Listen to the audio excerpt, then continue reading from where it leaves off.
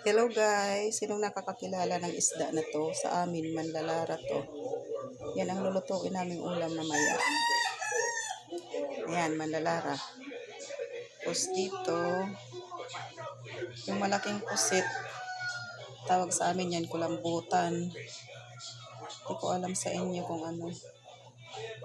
Tapos mayroon pa dito, pampaksew. Maya-maya magluluto ako ng tinulang isda. Pakita ko sa inyo paano magluto ng tinulang isda. Tapos mayroon kami ditong mga octopus na maliliit. Ayan oh, tawag dito sa amin, tamala. Tamala o tabugok. Yan. Yan tawag dito sa amin. Ang masarap na luto dyan ay gata. Gata.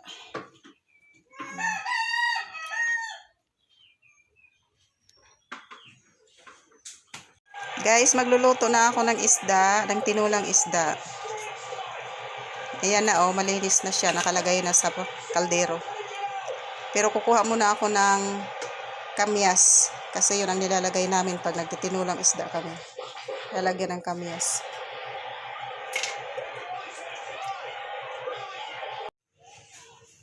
Kukuha muna ako ng kamyas sa harapan ng bahay namin. Maraming bunga, nasa harapan lang ng bahay. Maraming bunga yung kamyas. Ayan yung mga halaman ni nanay.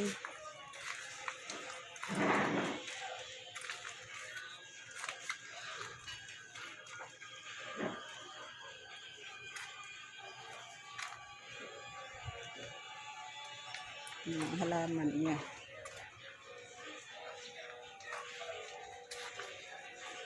Mayroon din siyang Marian dito.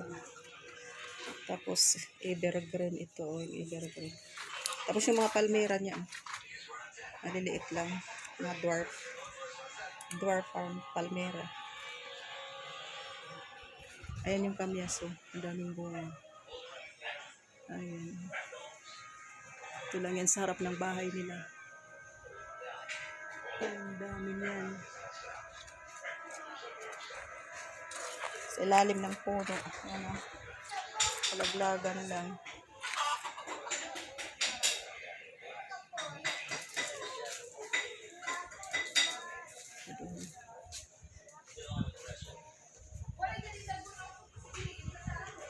Ang dami. Kukuha ko.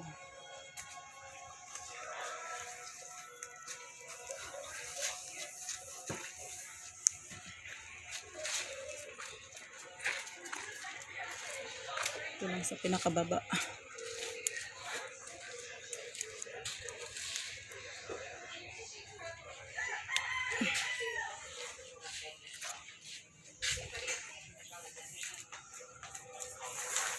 Yan, okay na. Nakakuha na ako.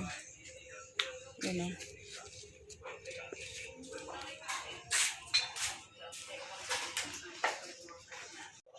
Ayan na, nalagyan ko na ng kamyas. Ready to cook na siya. Sasalang ko na lang. Nilagyan ng kaunting asin, kaunting pampalasa.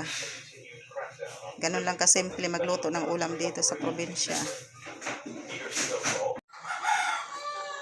Ayan na, kumukulo na yung tinulang isda ko.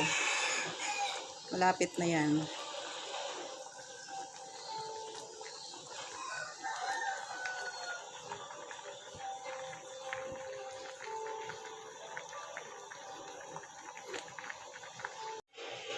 Ayan na guys, luto na yung tinulang isda ko. Dadagdagan ko na lang siya ng ito, yung piniga ko. Kalamansi. Lagay ko lang yan dyan. Tapos haluin ng kaunti. Ayos na. Ayos na yung ulam namin. Ngayon naman guys, magpapaksiw ako. Ganon din, yung papaksiw namin dito, nilalagyan ng kamyas sa taas. Tapos wala nang mga kung ano-ano. Kamyas lang, asin, at saka suka. Ganon lang. Ganon din lang yung paksiw namin dito. Kasi nga fresh yung isda. Kaya hindi na kailangan ng mga kung ano-anong mga pampalasa. Yan lang siya. Sarap na yan. Yan. Sasalang ko na yan. Ganon lang. Simple. Tapos guys, sa umaga, ganyan lang yung almusal namin. Oh, kamuting kahoy, yan ang pinapartner namin sa kape. Na. Tapos may saging dyan. Panghimagas katapos kumain. Maraming saging dito. Oh, kamuting kahoy dyan. Daming saging dyan. Meron pa dyan.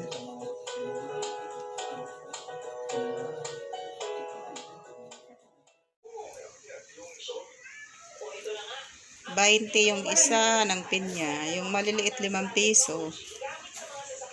Tingali ka na kayo pinangawat. Mapagsugara may man siya banti. May banti yun. Manay binos yung pinanahan ng mangga daw. Pero nagkukuhanan ang ano eh. Alipupuro. Pinakaw mo ka dahil pinawatan. Oh, di kahit magpipinan mo. Yun man ditira banti. Yan, banti mangga siya. May kamuti eh. Bilang ko. Ganit sabi nga din galit niya. Meron kaming 2 langka, panggulay. Yan o.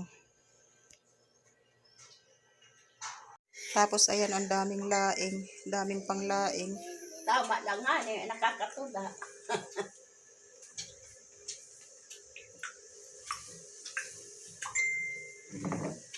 Pang 1 linggong budget na panglaing. Good morning guys, coffee time.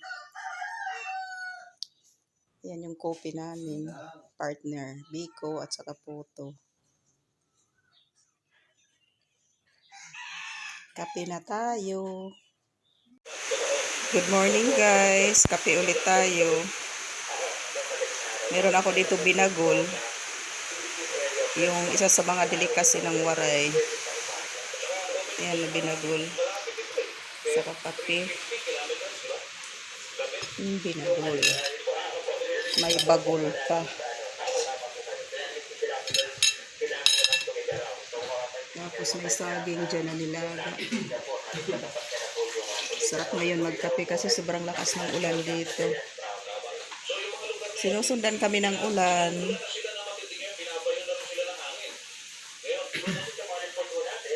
Kape na tayo. Ayan guys, may blessing na naman kami na dumating. Dami nung saging, isang anong tawag dyan? Lakatan. Isang lakatan. Isang bulig. Isang bulig. Puro na hinog, ayan o.